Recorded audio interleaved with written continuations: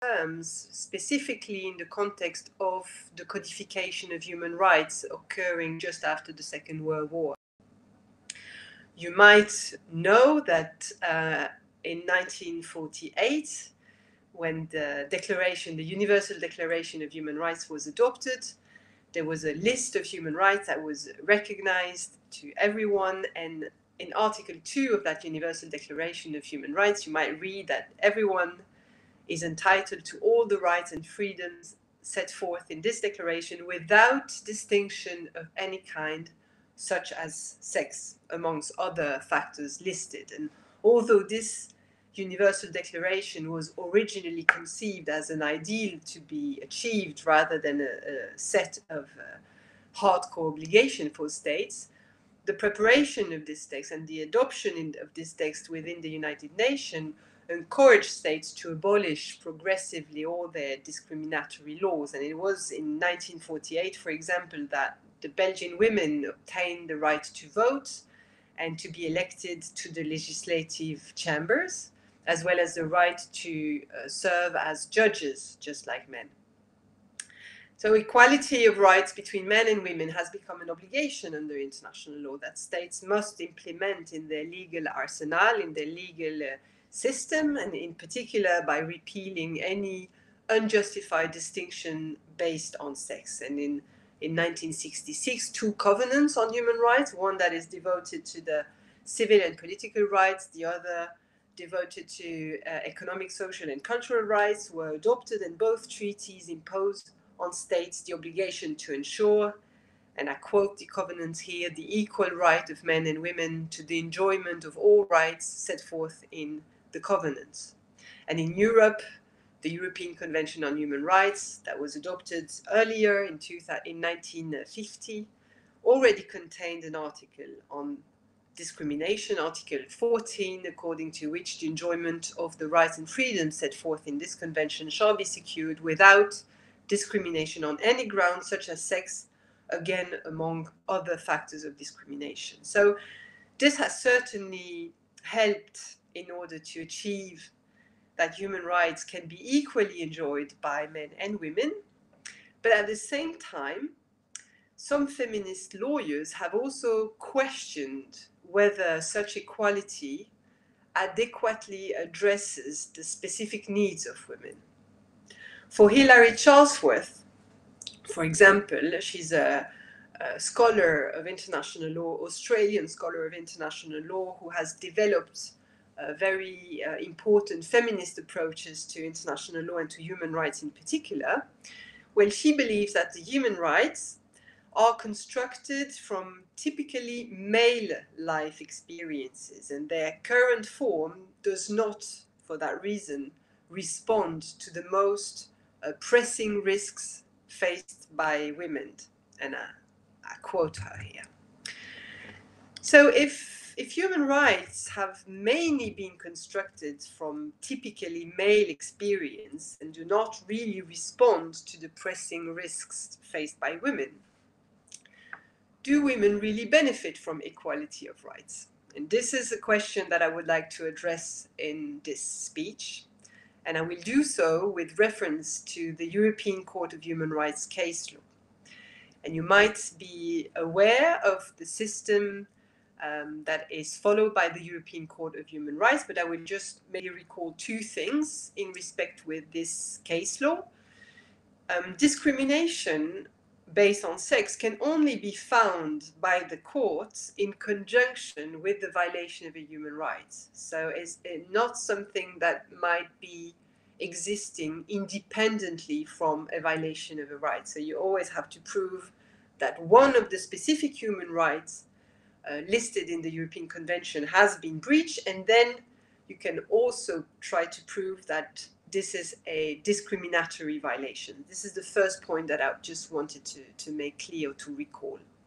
And secondly, you might be aware that any difference between men and women does not qualify as discrimination. You might establish differences, but those differences have to be grounded or have to try to achieve an aim, a legitimate aim. It has to be justified by a legitimate aim. and those measures have to be proportionate to that aim. So this is just a second remark that I wanted to make. But what I would like to suggest today is that the equality of rights have mostly benefited men and women whose situation can be easily compared to that of men. And this is a point that I will make in the first part. And I will then show that it has not been as useful to women when they face situation which is experienced only or mostly by women, such as unwanted pregnancies or domestic violence, for example. So let me turn to my first question. Who benefits from sex equality before the European Court of Human Rights? Well, let me start by underlining that claimants arguing before the European Court of Human Rights that they have been subjected to a discrimination based on sex are mostly men. Until 1979, only 10% of the claimants referring to Article 14, so this article prohibiting discrimination on the basis of sex among other factors, were women. And this number grew and reached 28% during the years 2009-2010. And it might be even more important today, but women still represent only a minority of claimants arguing before the court that they have been subjected to a discrimination based on sex. But this is not to say that women have been unable to obtain important decisions before the court in that respect, and I will just give you a few examples here. Well, in one case, a Turkish lawyer argued that she wanted to keep her maiden name even after she got married because it was important for her as a lawyer. She was already quite well known with that maiden name. And indeed, the court considered that to impose on women to take their husband names is a discriminatory violation of their right to private life. So that was decided already in 2004. Another example was a woman working in security services for an electricity company.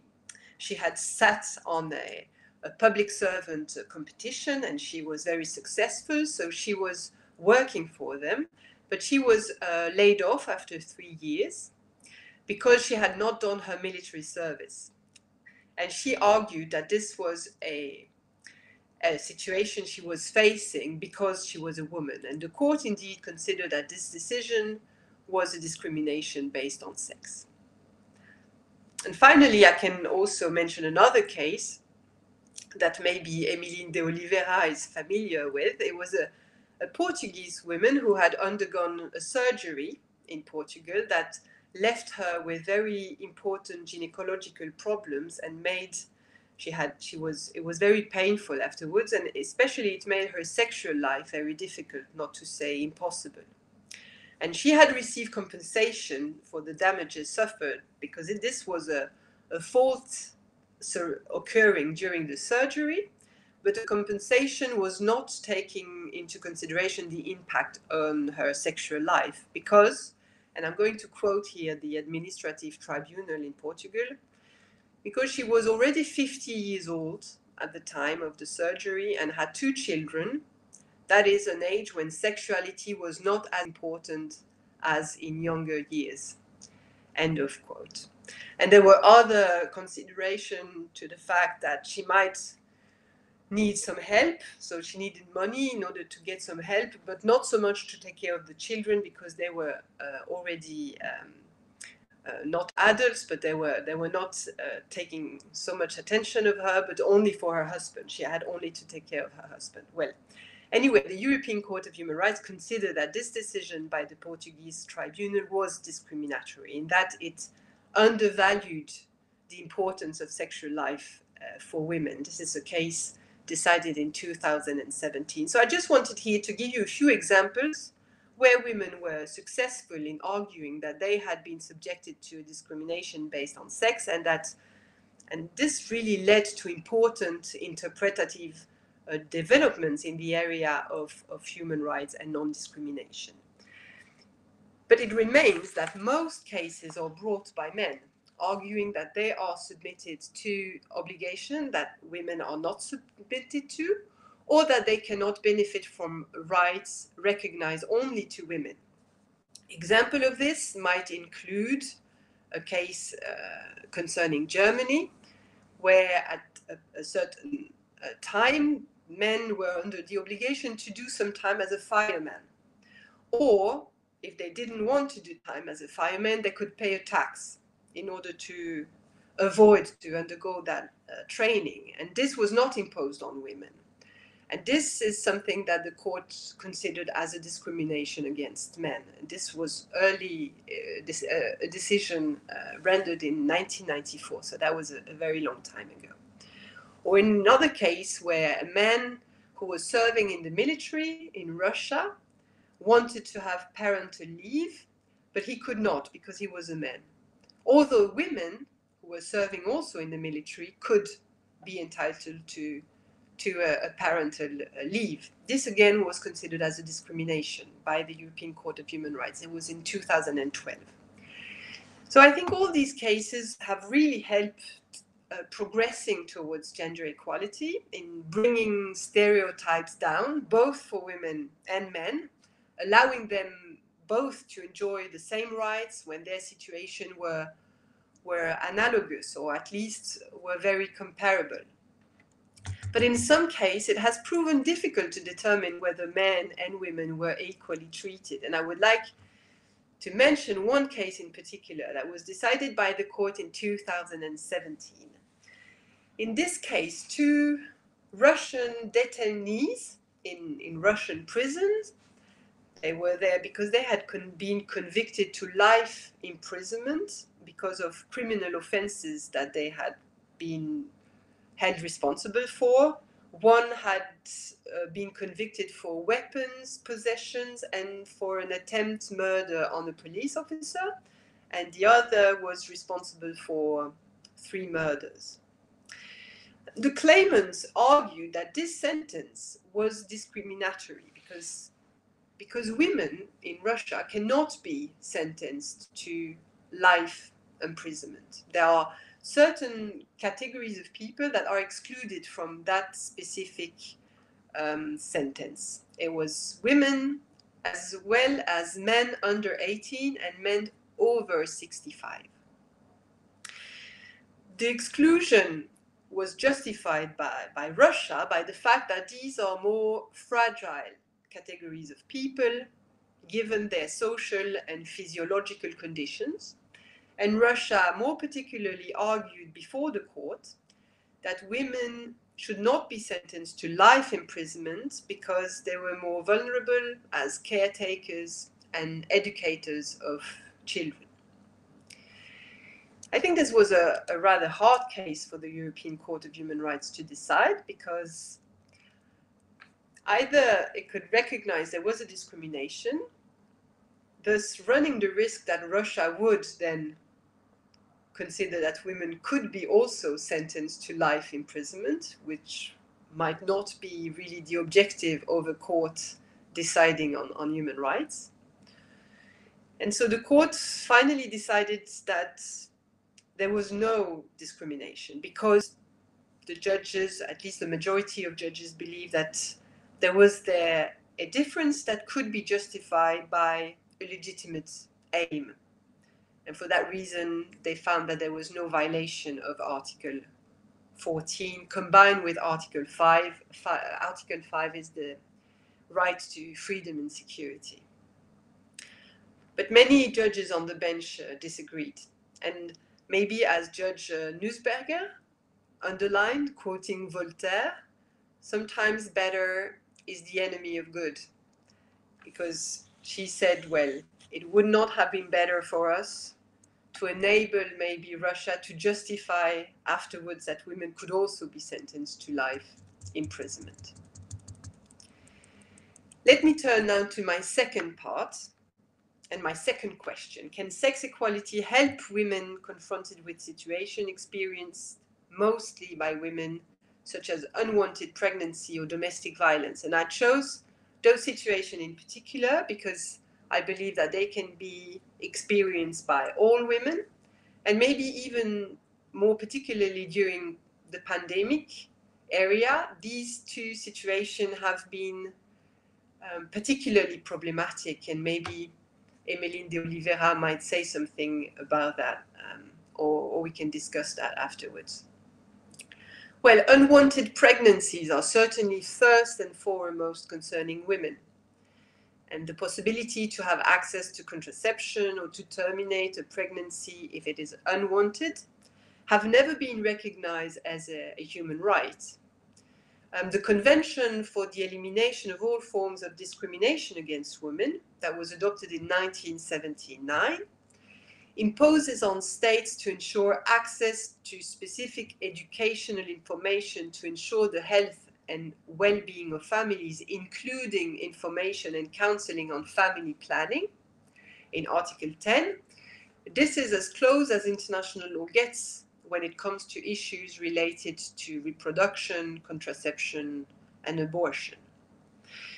But women, however, brought cases before the European Court of Human Rights, arguing that they had been denied access to abortion and that this could be considered as a violation to the right to private life. They had to refer then to more classical human rights that you can find in the European Convention of Human Rights. And they even sometimes considered that they had been submitted to degrading treatment, which is also prohibited by Article 3 of the Convention. This has happened on several occasions before the court, but the court has never held that the right to private life includes a right to abortion. It has sometimes recognized that once a state gives access to abortion in certain conditions, this access should be effective. And if it is not, it might qualify as a violation of the right to private life. However, this issue has never been dealt within its possible discriminatory character. It could have been in a case involving 3 women who wanted to hold Ireland responsible for not allowing them to have an abortion in Ireland and somehow forcing them to go to the United Kingdom, which, as you can imagine, complicates matters and is more expensive too. I think this case is interesting because 2 of the applicants complained that the restriction and limitation on lawful abortion in Ireland were discriminatory, were a discrimination based on sex, in that they placed an excessive burden on them as women, and in particular on the first applicant as an impoverished woman. She did not have very much money, so she had to borrow money in order to travel to the United Kingdom. But the court did not consider in that case, regarding the 2 first applicants, that any rights had been breached with regard to these claimants. And thus, as I told you, if there is no violation of a right, there may not be a discrimination. So the court deemed it unnecessary to examine a possible discrimination. So maybe to a certain extent, this confirms the analysis of Hilary Charlesworth that human rights are constructed from typically male life experience and that they does not always respond to the risks that are faced by women. The same could be said a priori with domestic violence, but here again you are in a situation where women are much more exposed than men, and how do you deal then with these situations, and how can you consider that some situation can be considered a discrimination for that reason? Well, in cases brought before the court in relation to domestic violence, the court has progressively accepted the idea that states that fail to take protective measures for women who are victims of domestic violence are violating their rights, and that such violation can be considered as discrimination based on sex. And this in particular has been the conclusion of the court in a case Opus versus Turkey in 2009. So in this case, a woman complained about the fact that Turkey did not protect her and her family sufficiently from her husband, who finally murdered her mother. So for the court, and I'm going to quote this very short passage, bearing in mind that the general and discriminatory judicial passivity in Turkey mainly affected women, the court considers that the violence suffered by the applicant and her mother may be regarded as gender-based violence, which is a form of discrimination against women. So here the court was able to reach this conclusion by using an understanding of discrimination that did not only take into consideration comparable or analogous situation between men and women, because men and women are certainly not in comparable situation with regard to domestic violence, but she did adopt a larger understanding of discrimination that might be closer to a definition of discrimination that you find in the Convention on the Elimination of All Forms of Discrimination Against Women, a convention adopted in 1979, where discrimination is understood as any distinction, exclusion, or restriction made on the basis of sex which has the effect or purpose of impairing or nullifying the recognition, enjoyment, or exercise by women of human rights and fundamental freedoms. And I think this is no coincidence that the court referred to the Convention on the Elimination of All Forms of Discrimination Against Women, as well as to the Inter-American Convention on the Prevention, Punishment, and Eradication of Violence Against Women that was adopted in 1994, because these three treaties are more gender-specific in that they impose obligation on states which aim precisely at the protection of women, particularly. This is also the case of other treaties, and you might know of the European Convention on Preventing and Combating Violence Against Women and Domestic Violence that was adopted in 2011. So these treaties, I think, are undoubtedly treaties that better address women's concern. At the same time, their impact have somehow been more limited than that of universal treaties or treaties dealing with human rights more generally.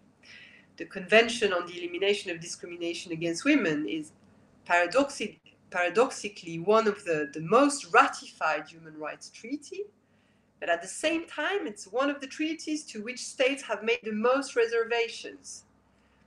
And the functioning of its committee that is in charge of its implementation is not as strong as the other committees that were set up in relation to other human rights treaties. So we have here somehow a paradox where equality considered as human rights in general is helping out for very many situations, but at the same time, it might be more difficult to use gender equality or equality of rights to deal with more specific issues concerning women.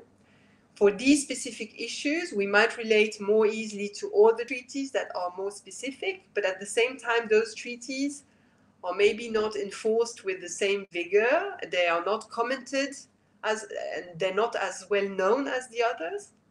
So maybe this is also an invitation to read more about them. But as a conclusion, I think that this understanding of gender equality certainly paves the way to a more comprehensive vision of situation affecting mostly women, and maybe show that equality with a bit of creativity and imaginativity can accommodate their needs to a certain extent. Thank you very much. Thank you very much, Professor Lagerwall, for this enriching presentation. So I would like to ask Mrs. de Oliveira if she would like to comment on these words.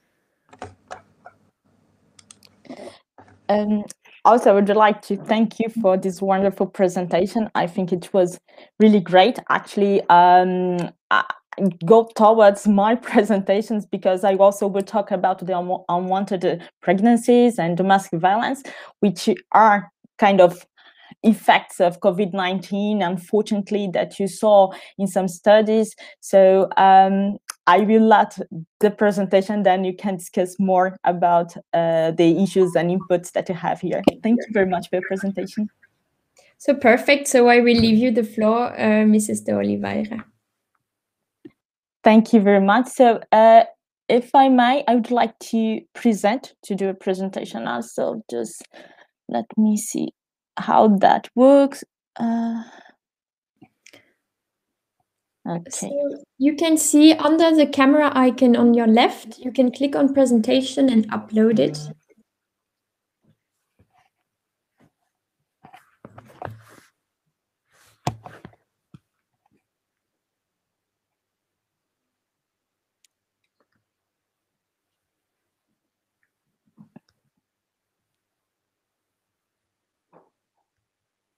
So on your left, you have like yes, on the camera. I find it, and now I have here. It's uploading. Okay, converting.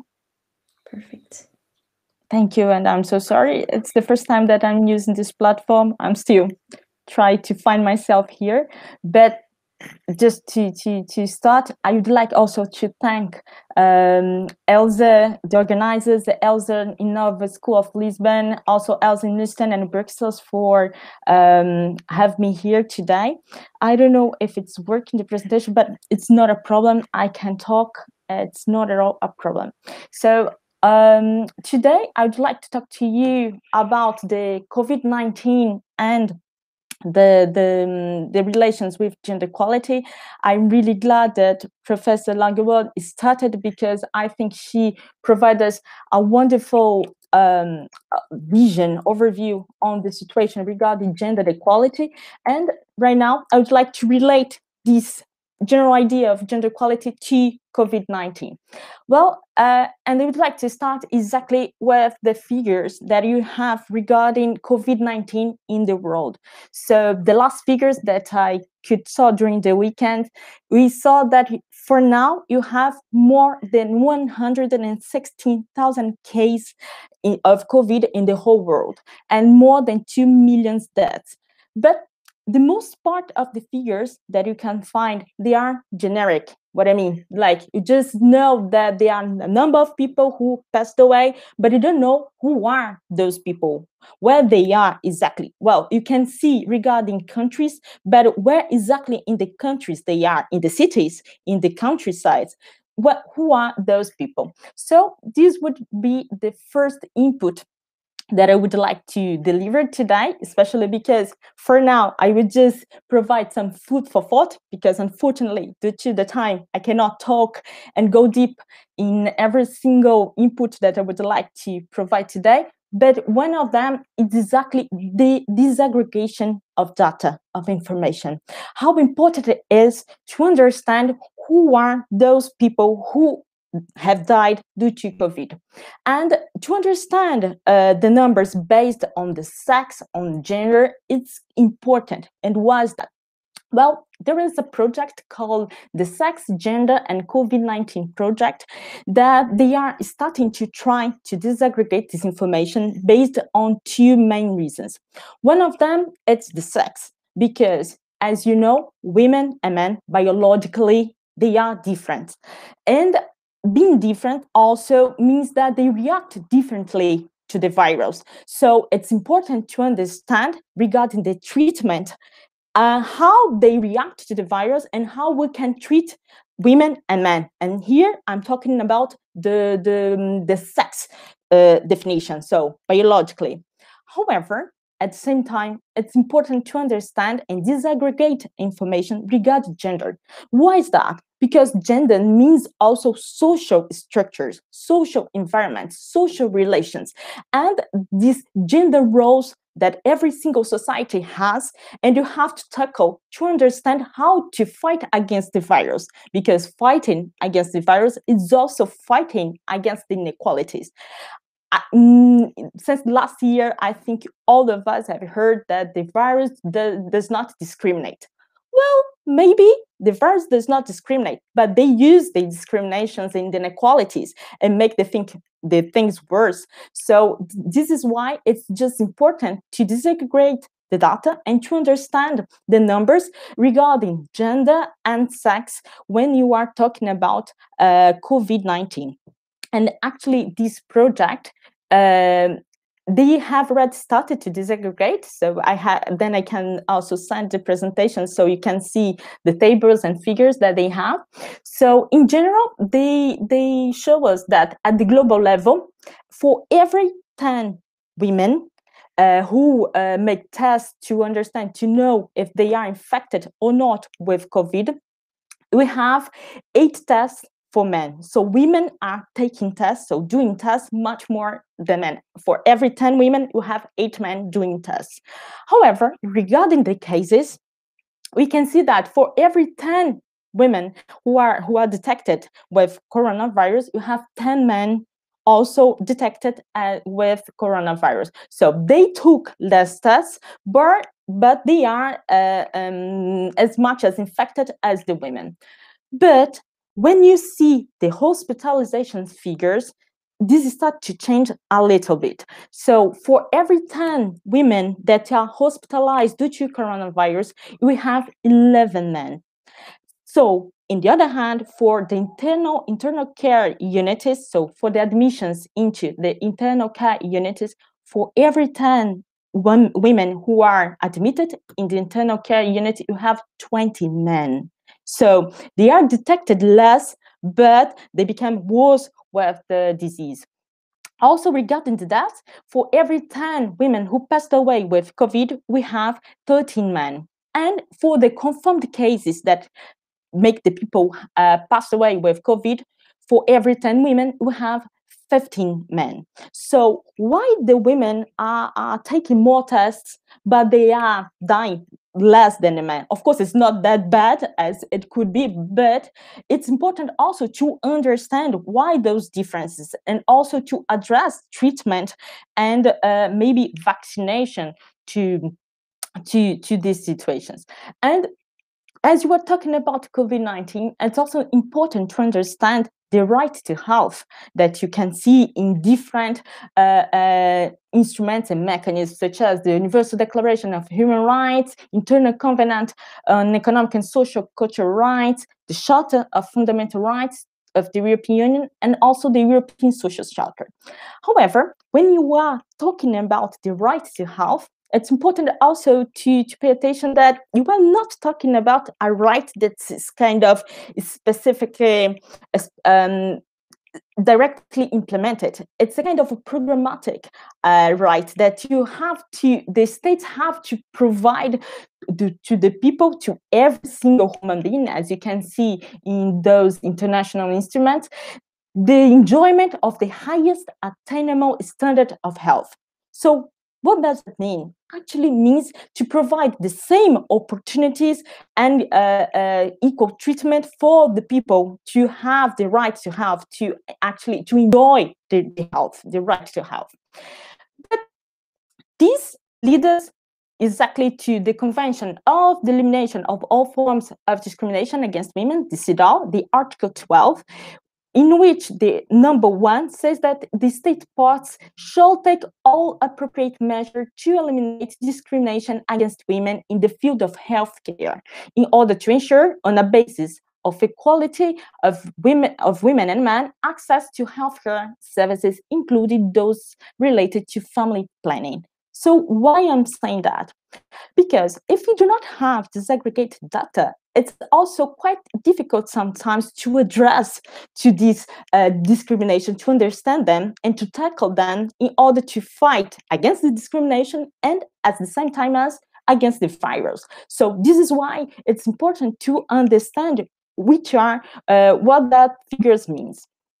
And this is why also we have read some researchers saying that the data gaps on sex differences in COVID-19, they are important to be addressed during the research, especially the medical ones, but also the social ones, to understand not only the difference, the biological differences between women and men, but also to understand how the gender roles and the gender structures can get worse the situation with the COVID-19 when you are talking about this fight against this pandemic. So this is important also to achieve this equality, as you saw in the legal instruments. So you just can provide equal treatment and provide the right to have this kind of highest attainable standards of health if you can understand who are those people who make them become or disseminate the virus, or maybe be infected by the virus. So these are little important points that you have to address when we are researching COVID-19 from a biological point of view, from a social point of view, or even by a legal point of view.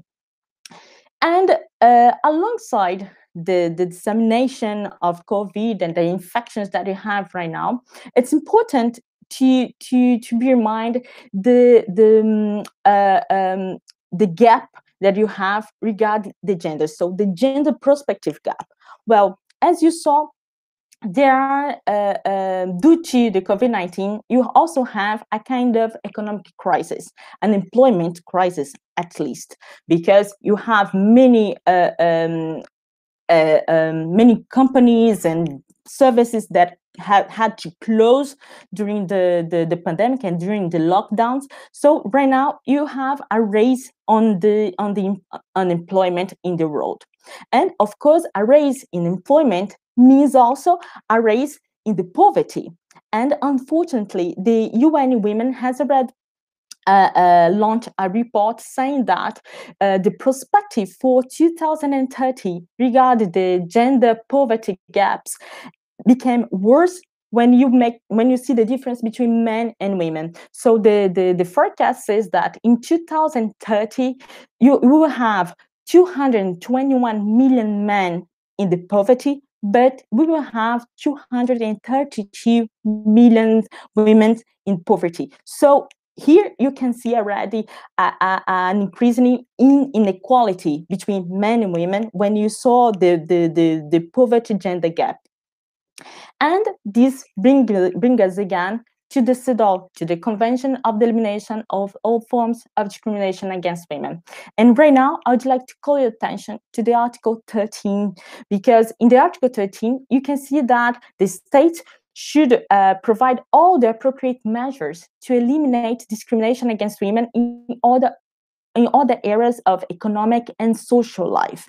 And when you are talking about unemployment, you are talking about economic and social lives of those women. So it's important to see how the states are addressing these rights that's established there, but politically, how they will use this right and how they will enforce that right when they are planning the recovery of their states.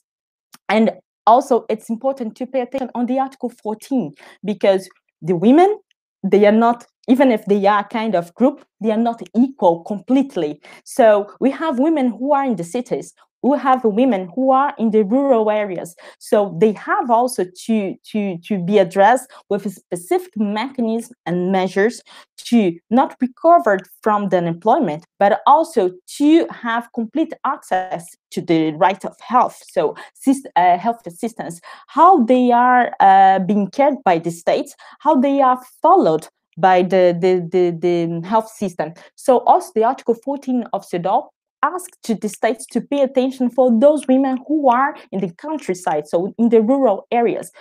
So during the recovery plans, it's important also to pay attention to this difference, to those women who are in the cities and have maybe more facilities next to them, state facilities like health center, medicine, and to those women who are in the countryside. And this is also important in a kind of international level, but also in the European one. Actually, in the 5th March, a couple of days ago, EIGE, the European Institute for Gender Equality, just launched its report, which is called COVID-19 Derails Gender Equality Gains. And there are 3 points that I would like to highlight. The first one is regarding the unemployment. So following this report, we see that the employment for women reduced by 2.2 million across the European Union. So we have more 2.2 million women unemployed. So it's a quite huge number during the crisis. And following this report, we can see that there is a kind of justification on it, because the most part of the labor market where the most part of the women are integrated, which are the services like retail, accommodation, residential care, domestic work, clothing, they had to face the closure, or even they have to close completely their work. So because of that, you have a lot of women in an employment situation right now. So it's important right now, during the recovery plans that a state have to build after the pandemic, to tackle those labor sectors. And this means also to tackle the situation of women who are already unemployed due to the pandemic. Also, in this report, we can see the situation regarding those women who are not unemployed, who can work like home-based work, but they have to face another kind of conflict. The most part of them have to fight against their social life, I mean, the professional life against the private life.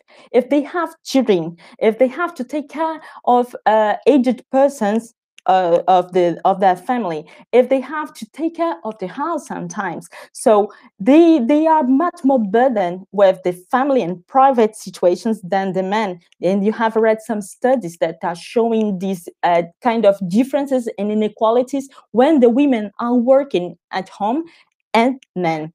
So also this report shows these differences, especially when you have women with children aged between 0 and 5 years old, when they have to have much more attention in regard the older ones.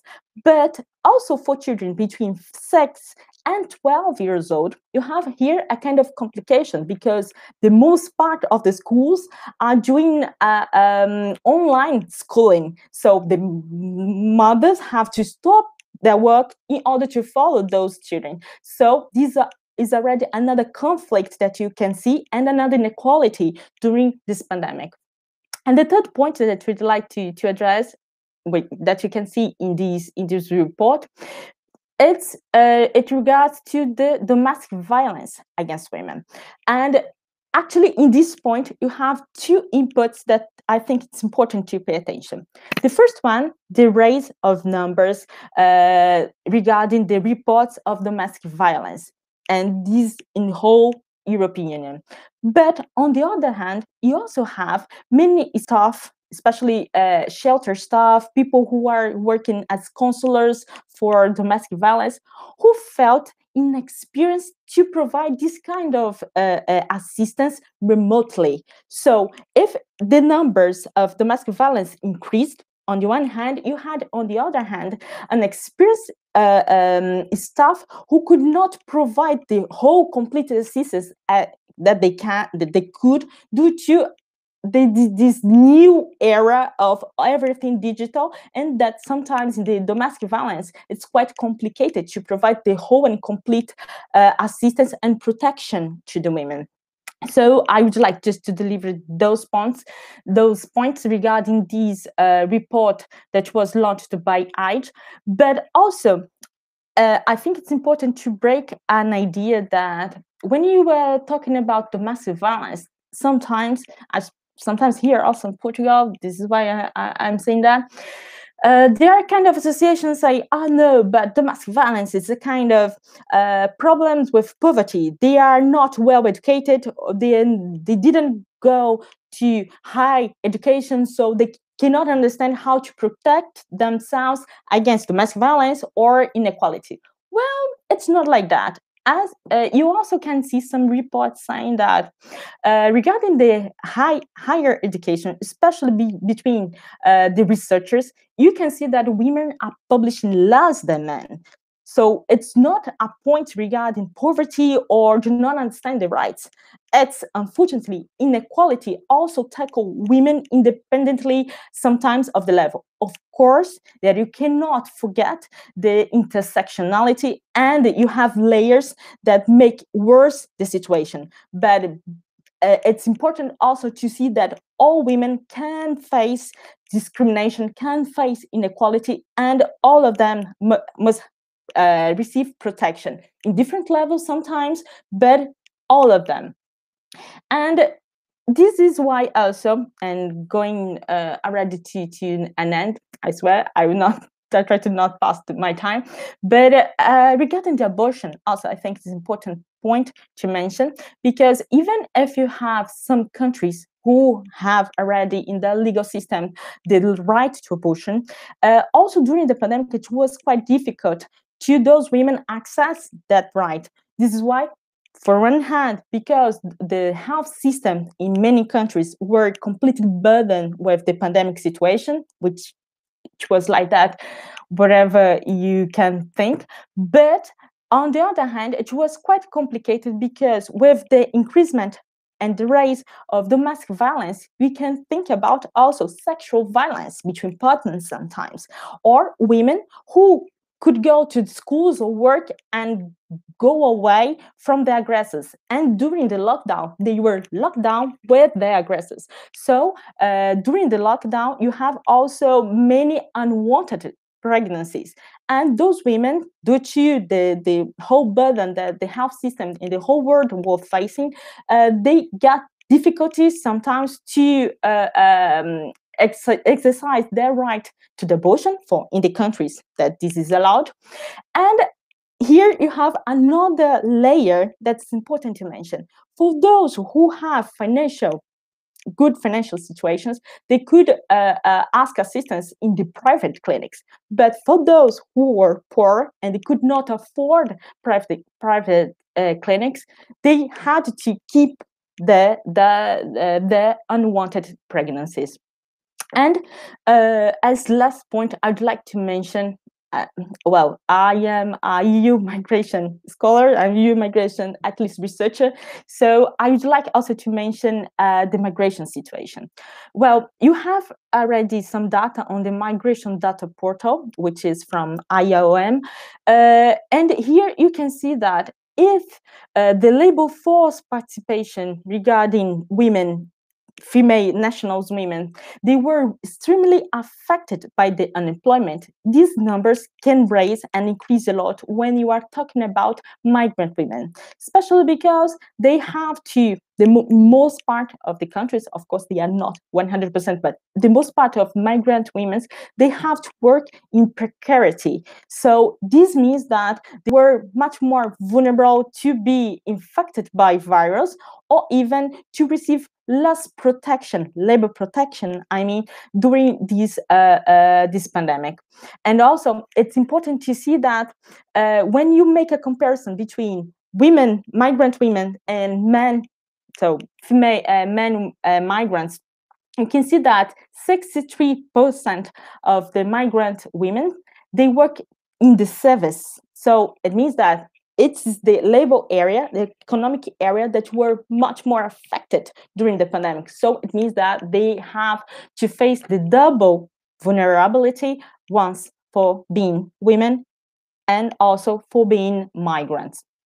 And just to finish, I would like just to confirm that I completely agree with the UN Women recommendations that they have launched in, it was, I think, October last year, saying that when the states, they are planning their response and the economic recovery plans, they have to address and tackle to reduce gender inequalities, because fighting against inequality means fighting against the virus, because as you saw, the women are much more exposed, but also they have to keep on working, they have to keep on doing sometimes replacing in schools at home, sometimes keep on working and maintain the economy. So reducing inequality means also reducing the possibility of someone being infected or disseminate the virus. And here it's much more than have those rights in the legal system. It's guarantee the enforcement of basic economic and social rights for women during those recovery plans. So thank you very much for your attention, and I'm open to your questions. Thank you. Thank you very much, Mrs. de Oliveira. So I would like to ask Professor Lagerwall if you would like to comment on this presentation, or if we should skip to Q&A directly. Okay, all right. So I will give the floor to my colleague Silvia from ELSA Lisbon. She will be with us in a second.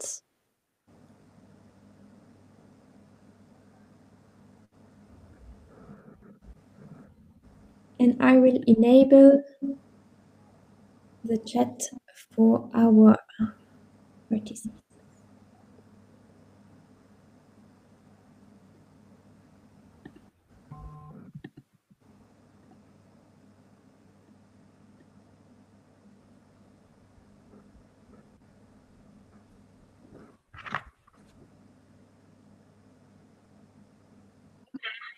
So I think we can start the question time. Be comfortable to ask or comment anything that our speakers told. I think chat still enabled. I can see that someone is typing. Okay, great.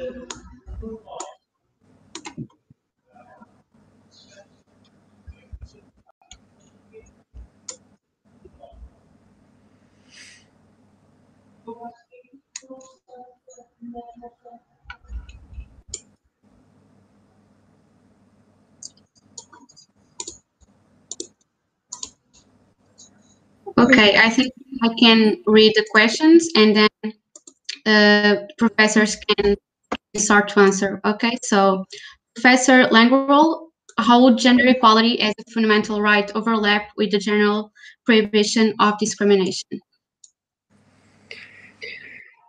So, gender equality in part is grounded on the prohibition of discrimination, but the prohibition of discrimination works for very different and many multiple factors of difference. So it's not only sex, it might be age, social origin. There are many, many different factors listed. But at the same time, I think gender equality cannot be only reduced to the prohibition of discrimination based on sex, because it also embodies a number of measures to try to promote the autonomization and the emancipation of women, where measures are rather developed for them, not so much in comparison with the situation of men. So this, I hope, will give you some hints as to how gender equality can be articulated with the general prohibition of discrimination.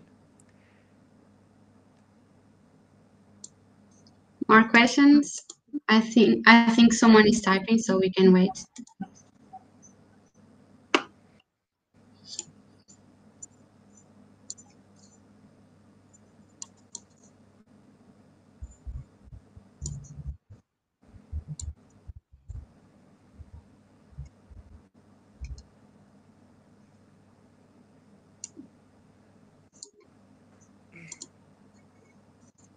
And thank you. I must thank for the questions and the question that was asked, but we can still wait.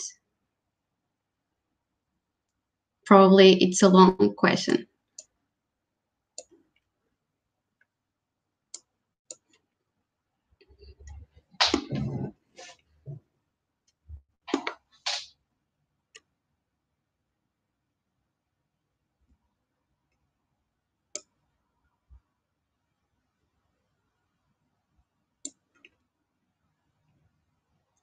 Okay, I think that the person quick.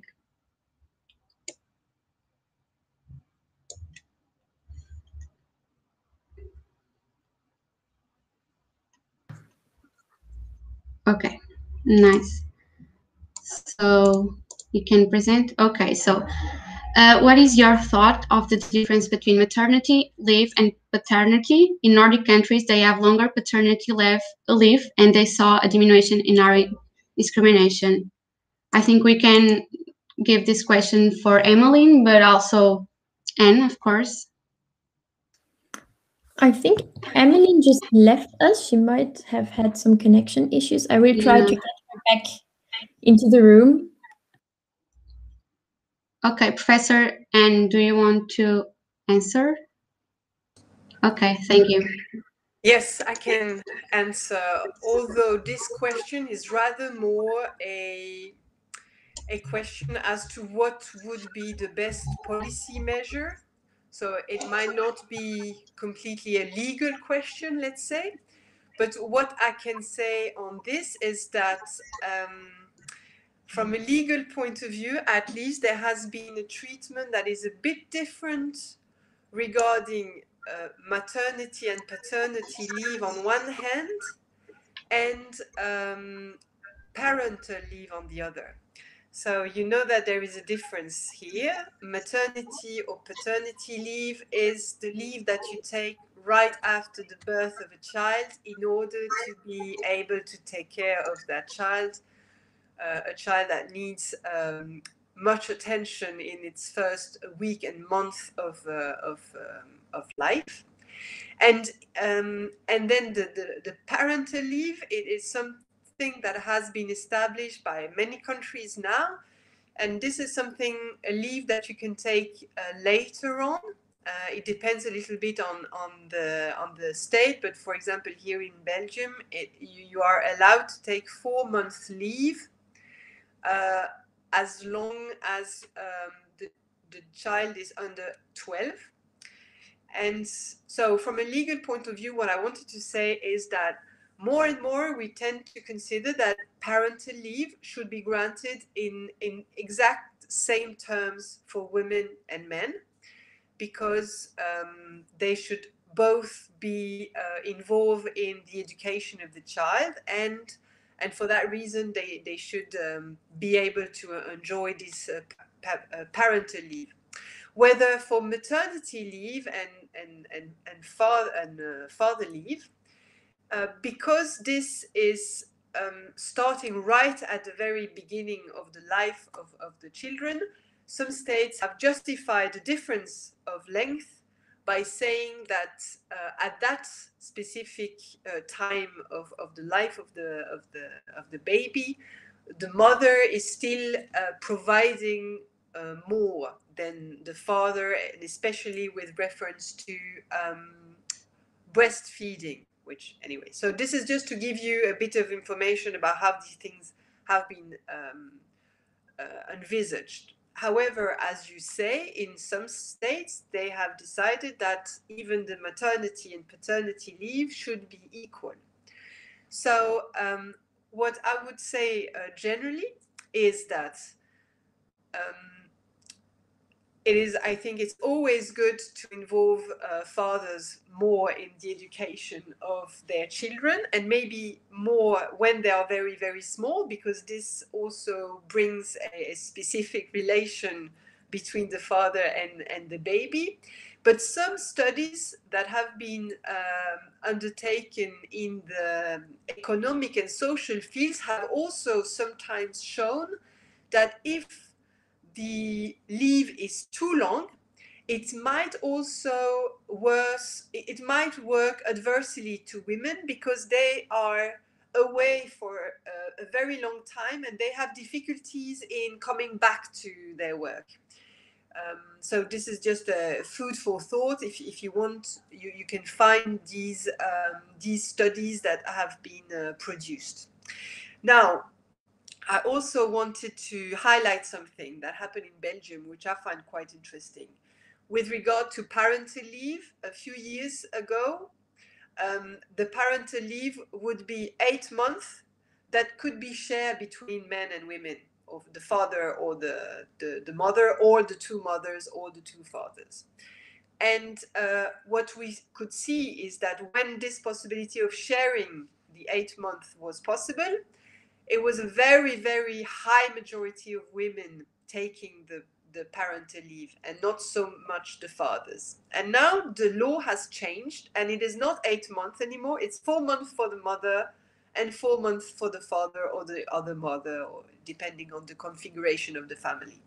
And this has really boosted the demand of men wanting to take their parental leave. So what I think is interesting with this example is that law and the way in which law is drafted can really have an impact on society and on how men and women behave.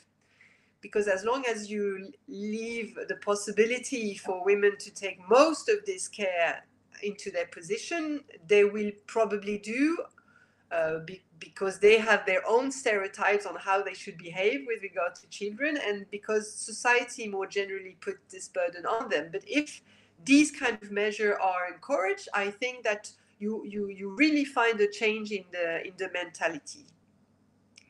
Well, I'm sorry, this was rather a long answer. But thank you. I think this is a very important question. Thank you so much. Thank you so much. I think Emellin de Oliveira can answer. I don't know if you want to answer this question, giving a Portuguese perspective, maybe.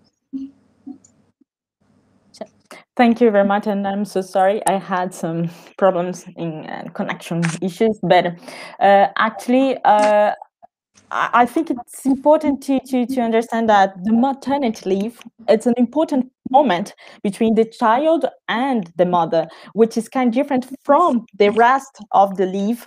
That in that case, it's important the both participation between women and men. And for example, here in Portugal, if I'm not mistaken, the women have to take 2 months. This is the mandatory time that they had to stay with the children, with the child or children if they are twins. But in that case, more than this, you can share, the woman can share with the father or with the partner. And I think this is important also to share the not the burden, but the responsibilities of having a child. And normally, the last figures that I saw once about that is normally the women here in Portugal take 4 months, and the men take the 5th month or 2 months to complete the 6 months that the law allows, without having a reduction in the payments. But I think it's important to differentiate the connection between the mother and the child, which is important in the first days that the child just was born, with the responsibilities between father and mother during the whole time the child will need the parents, the presence of the parents. So I think this is a kind of 2 different things, which is important to tackle. And I think Professor Lagerwall, from what I heard in parts, I'm sorry about that, also addressed. Okay, thank you so much. I think we can pass for the next. Did the COVID-19 combat arm progress of gender equality that took place in the last decades? Professor Anne, please.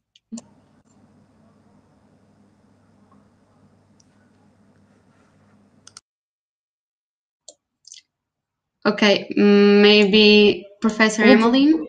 Yeah, okay. I can answer. Yes, actually, I don't think that COVID-19 harmed the progress of gender equality, but I think COVID-19 limited a lot the rights were already established and foreseen in different legal systems. So and also I think that sometimes some states and governments use these excuse to limit those rights. For example, as I mentioned during my presentation, the right to abortion. Of course, they have systems in different parts of the world where quite complicated and burden due to COVID-19, but it's also important to find all the mechanisms and measures to assure that the rights who are established in different legal systems, they can be enforced and exercised by women and men differently in different cases. So using just the situation, now you have a pandemic, we cannot guarantee all the rights. Well, it can happen, but it cannot be used all the time. So you have to find all the ways to guarantee those rights.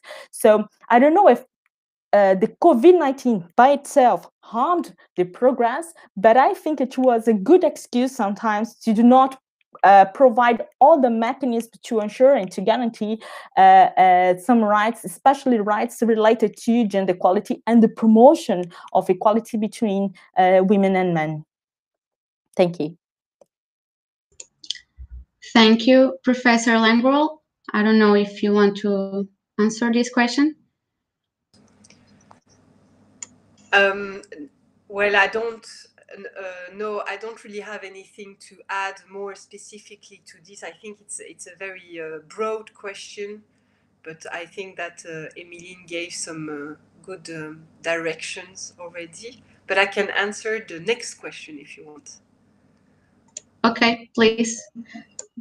What are the measures that states need to take now in the short term to reduce gender inequality due to the pandemic? Please, thank you. Sorry, I thought that the next question would be that about the police officers that punish sexist harassment, because this is what I saw in your chat. Are you okay if I answer that question? Of course. So we have. It's quite interesting. In Belgium, the parliament adopted a law that would restrict the freedom of expression by criminalizing sexist discourse. So that means that if you hold a sexist discourse, you may be submitted to let's say a criminal sentence, which is not really imprisonment, but it's still something that you find in our criminal code.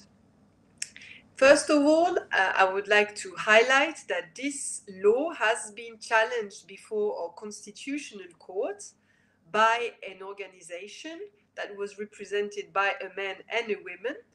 It is an organization that is claimed to be a libertarian party. It is not a very strong party here in Belgium. And this woman and this man considered that this was an unjustified restriction on the freedom of expression.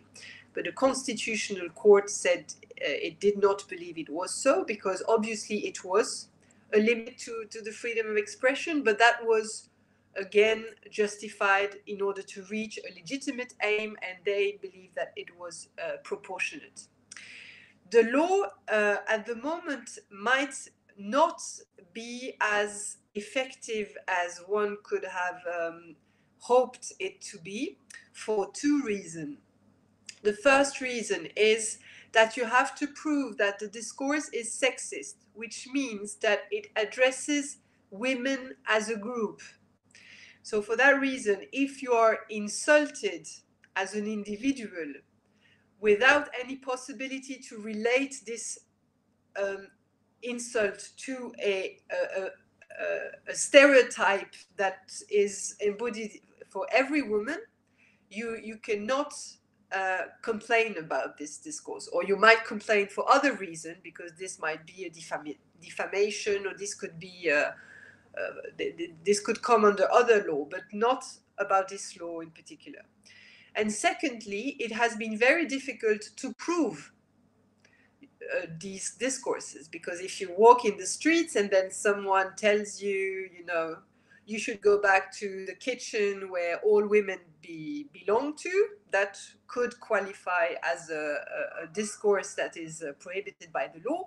But you still have to prove that this specific person held that discourse, which is sometimes very difficult, because you might go to the police and say, this man said so, and then he's going to say, well, I never did, and then you have to rely on testimonies by others. This has resulted in the fact that there have been very, very few cases brought to the attention of the judiciary for that reason. To my knowledge, the only case that has been brought to the attention of the judiciary is an insult that was made to a woman police officer. So she was working, she was on duty, and then she approached this man in order to say that he had certainly violated maybe a regulation on traffic, and he was angry at her, and he started yelling at her, and obviously also having some very harsh comment on what women should do, and that they should not be police officers. So this was, in a way, this qualified as sexist discourse, but it is mainly something that has worked to protect female police officers, which might not be the first aim of the law. So this is just to give you a few information of this sexist harassment criminal offenses. I think it does exist for a good reason. I think maybe it might, with its symbolic signification, it might change maybe the mentalities. But on the ground, if we go and look at the case law before the judges, it might maybe not be as developed as one could have hoped for. Yes. If I may, I also would like to add some comments on it, because actually in Portugal you have a case, an interesting case that's quite complicated to translate to English, which is o caso do piropo, which is the sexist harassment in the street. And this became a case in Portugal because we have in the penal code a kind of offense, which is importunação sexual. This is sexist harassment. But the problem in this case, it was that the man who delivered this kind of sexist comments in the street just made an affirmative answer, an affirmative sentence saying that he would do something. But the writing of the law says that someone has to propose something sexual, as that must be a sexual propose in order to be considered as an offense. So due to this, as the man didn't ask the women if he could do bad things to her, he just said that he would do, it was not considered a criminal offense. So I do agree with Professor Lagerwall saying that it's an important step towards to fight against this harassment, but it's still missing a development and understanding that the things does not happen as clear as sometimes the legislator just think they do. So just adding this comment because I saw that there is also a question addressing to Portugal. Thank you. Thank you so much, professors. I think we can move for the next question. So maybe we go back to the previous. Did the COVID-19? No, I'm sorry. What are the measures that states need to take now in the short term to reduce gender inequality due to the pandemic? I can answer because also there is a relation to my presentation. Well, I think in the short term, first to provide legal mechanisms, not legal, but also political and social ones, to tackle the inequalities that you have already seen and exist, for example, unemployment, how we can provide, for example, subsidies and supports for those women who are at home taking care of the children and at the same time trying to work, because sometimes much more than this, trying to work. And also, how can you support, for example, reproductive rights? Are they having access to gynecologists, reproductive rights in the general way? So I think in the short term, we can try to guarantee the rights that you had already before the pandemic, that they were working normally, and right now they are limited due to the pandemic situation. But thinking on right now, it's also thinking in the future. So during this plan that you have to do, you have to think how the limitations of today will impact the future. So how those women have to come back, how they might come back to the workplaces, because if they are at home right now, and going towards what Professor Lagerwall was saying, if they are at home right now, when they have to come back to the labor market, they will be not experienced. They are out of the market for some time. And unfortunately, this marks the CVs, those women's CVs. So it's important also to understand how can you address measures to allow those women then to come back to the labor market if they want, of course, or if how they can work right now if they don't want to stay at home just taking care of those children. Because I think here sometimes the government are just taking the decisions from women, and maybe they don't want to work 24 hours in 24 just taking care of the children. They want to take care of the children, but they want also to develop, for example, as researchers, promoting the publications and doing whatever they want to do. So I think in the short term, at first, to see how the pandemic until now has impacted the lives of those women, and which measure with the restrictions that you have right now, we can develop and implement in order to avoid more inequalities in the future.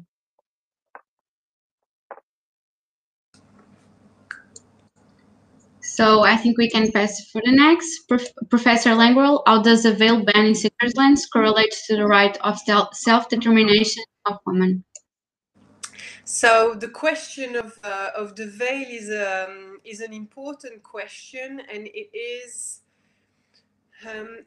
relates to how you link religion to women's rights. And on the one hand, you could see that, or you can say that religion is in itself sometimes encouraging stereotypes as to what women should do or not do in society. So a lot of work trying to promote women's rights have been directed as trying to limit these the influence of these stereotypes. But at the same time, religion can also be considered as a mean of emancipation of women, and some women find a lot of happiness through their faith, and they are entitled to, as all human beings, they are entitled to the freedom of expression of their faith. That is something that is not only the freedom of expression in their public sphere, but also in not in their private sphere, but also in the public sphere. So I could maybe just tell you a few things about how this was dealt with by the European Court of Human Rights.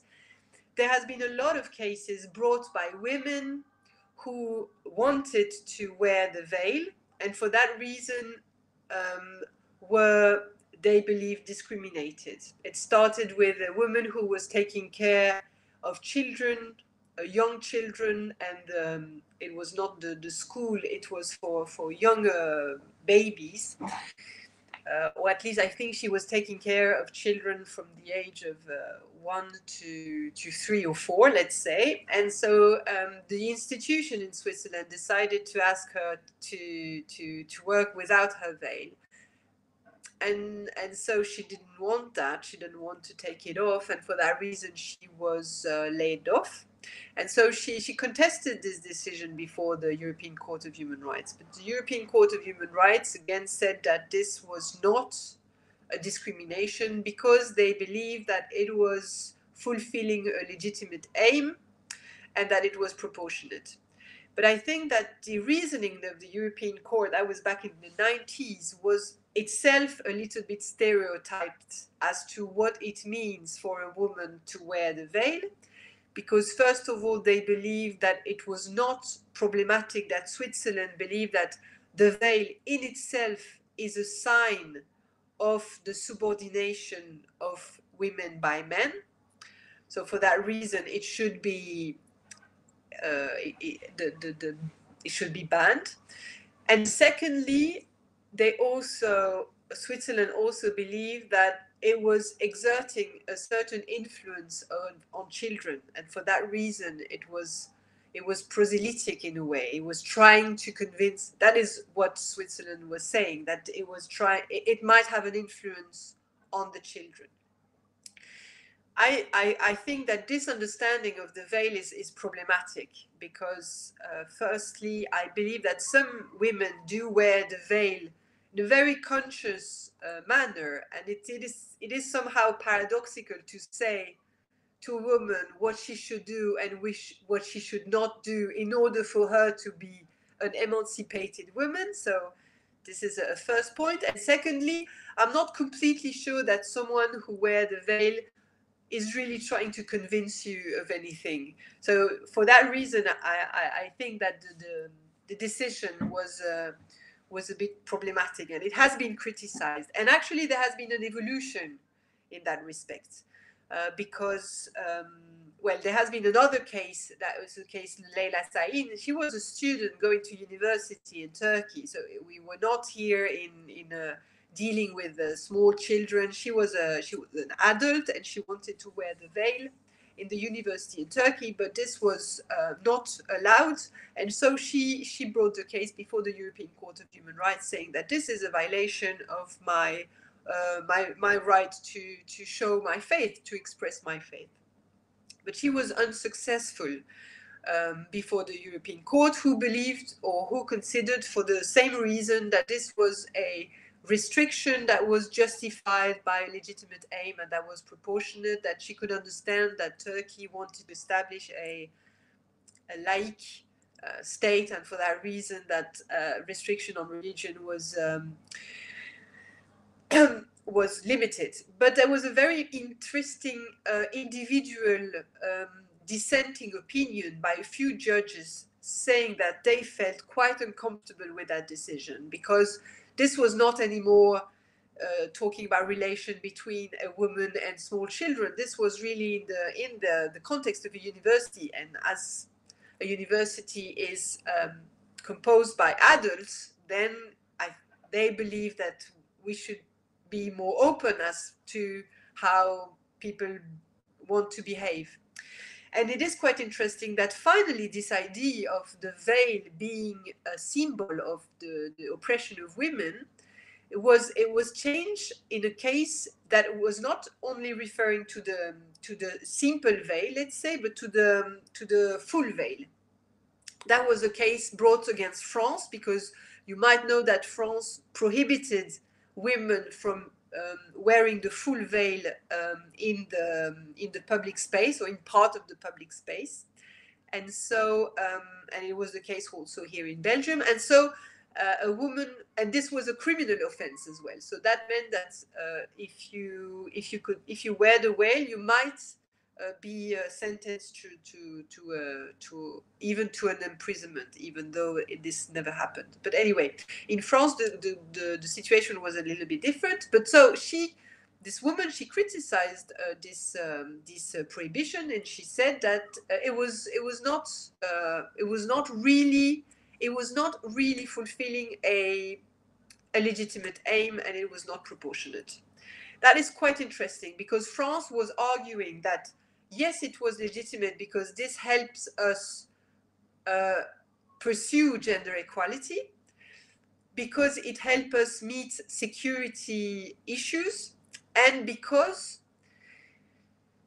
it allows the vivre ensemble. So that means us together living together, which is actually not really a legitimate aim recognized in the European Convention as a legitimate aim for a restriction, but France connected it as the protection of the right of others. You know that you can limit the rights of someone if it is in order to protect another person. For example, the fact that you prohibit sexual insults or this is a limitation of the freedom of expression, but in order to meet a legitimate aim, because you're protecting someone else. Anyway, so France gave these three justifications. The court said the first one does not stand, because we cannot assume that even a full veil is always the symbol of the oppression of women by men. Because if this adult woman chooses to use it and says that this is something that corresponds to her faith, we are not in a position to tell her what is better for her. So this was an important development, I think. Secondly, for security reasons, they believe that it was not clear how the wearing a full veil could really endanger the security, and that this was very, very unclear. But as for the third justification, so that meant protecting the rights of others, and what France said more specifically is protecting the right of others who would like to enter in contact with others in public spaces. And for that reason, the European Court said, well, this is to me a legitimate aim. And so for that reason, yes, you can ban the full veil. We believe that this is legitimate and that this is proportionate. Well, it's a very complicated case, obviously, because of many reasons. But what I found interesting is that there were several judges dissenting on this, saying, why are we putting a pressure on these women that they should be available, that their face should be available to a social contact in public sphere? I mean, couldn't we all rather say that we have also our right to go in the streets and without having any kind of need to interact with each other? Maybe sometimes you want to be in the underground and you are wearing your phones in order to listen to some music, and maybe if there are some sun, you put your big sunglasses because you don't really want to be into any interaction. And so these judges, these dissenting judges, and it was again the German judge, I believe, said, I believe that we have a right to be outsiders in a way, and I don't really understand why we should consider that some women should unveil their face in order for others to be able to interact with them. So here again, I'm a little bit too long, but so I just wanted to answer the question by saying that this, I think the veil ban, it's sometimes it pursue aims that can be understandable, but I think that concretely you also have to listen to these women, because if they are not constrained at all, obviously if they are constrained, this is another story. And we should all make sure that no woman whatsoever is constrained to anything, and in particular not to wearing a veil.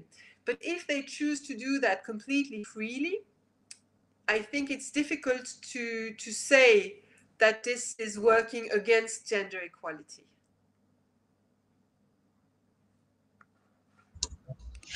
Thank you so much. It was an amazing answer. So we can move for the last one.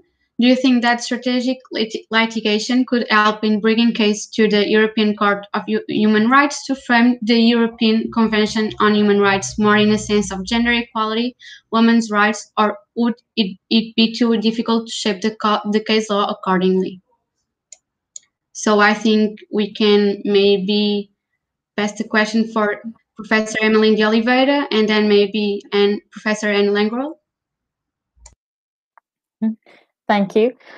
Well, I think Professor Lagerwall has already addressed this question before when she was talking, saying that sometimes you have to make a connection between all the rights to protect the gender equality and the equal treatment between men and women when you are doing litigation in courts. So, of course, strategic litigation, which is a specific type of litigation, could work as actually has always worked, because we have many associations and non-governmental organizations who work directly with strategic litigation, taking cases and bringing them to the courts, not only the European Court of Human Rights, but in different parts of the world, and trying to taking all the rights in order to protect the gender equality, and not only this. But of course, I think it's important.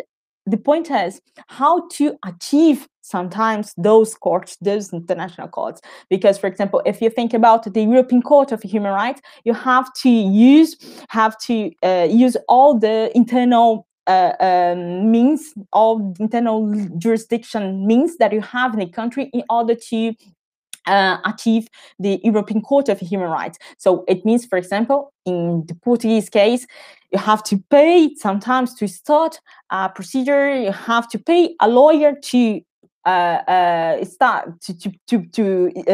with you the whole time you need until arrive in the last resource. Then you can go to the European Court of Human Rights. So it means that you have to be prepared not only to have a really strong case that you can really go towards the European Court, but also a lawyer who are experienced in the internal tribunals in order to go also to international one. And I think you have to have a kind of financial situation, the association or the organization, in order to pay all the expenses that you have to deal with during the process in the internal bodies. So, answering directly your question, I think it's important and really helpful to do strategic litigation, but also it's important to think about all the expenses that you have to deal with when you do this. But it's an important and useful measure to try to change a little bit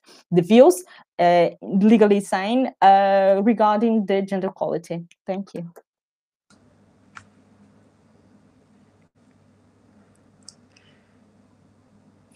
May I add something?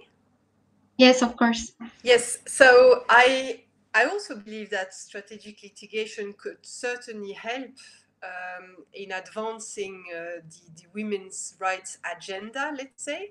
I think it would be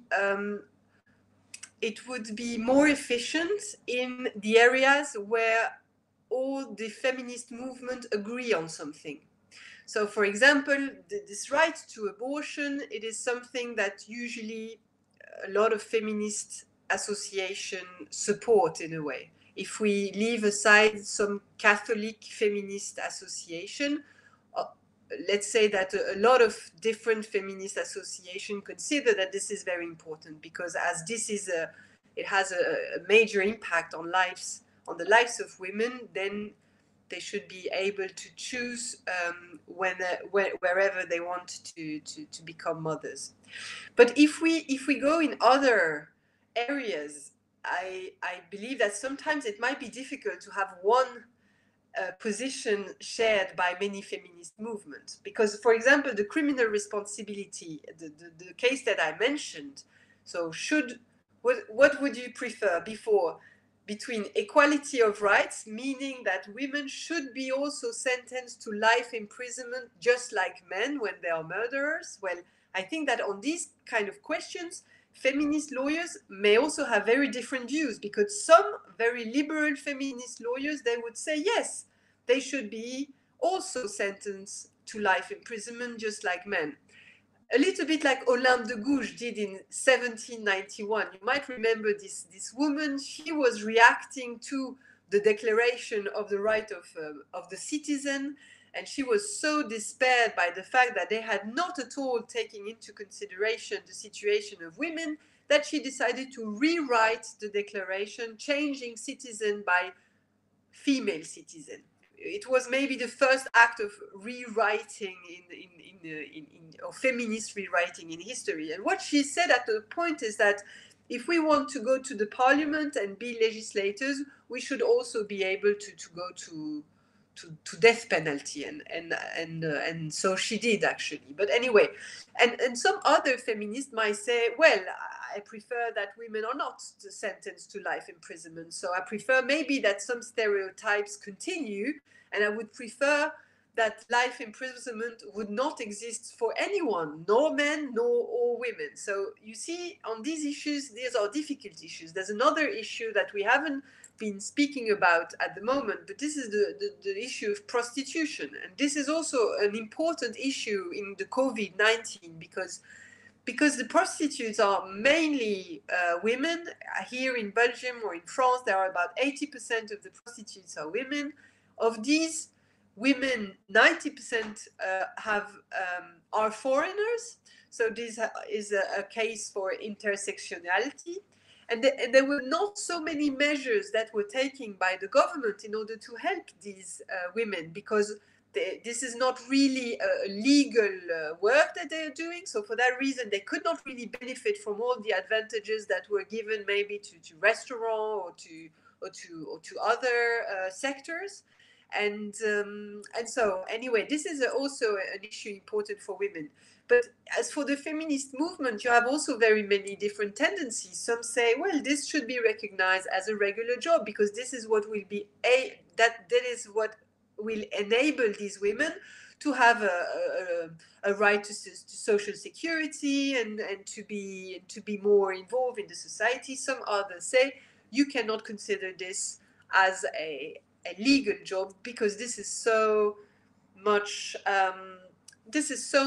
troubling their dignity that we should rather try to help these women to do something different. Well, I'm not going to take any position here, but I believe that if you want to bring those cases before the European Court of Human Rights, you might be more successful if it is in areas where women's rights are, let's say, are having or adopting a strong and common position, let's say.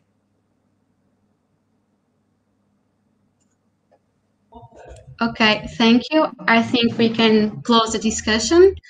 So I want to thank once again Professor Anne Lagerwall and Professor Emellin de Oliveira for collaborating in this event on such a special day for all the women and men. It was interesting to hear about gender equality and some more recent issues that have arisen or that have been boosted by the pandemic, by COVID-19. We as a society, and not only as women, still have a lot to do and change, and that's why this day remains so fundamental. This work of change must be done every day and by everyone, starting with education and mentality and finishing with the change of costumes and reality. Thank you all for being present. A happy Women's Day for all. Stay safe and healthy. Thank you. Thank you.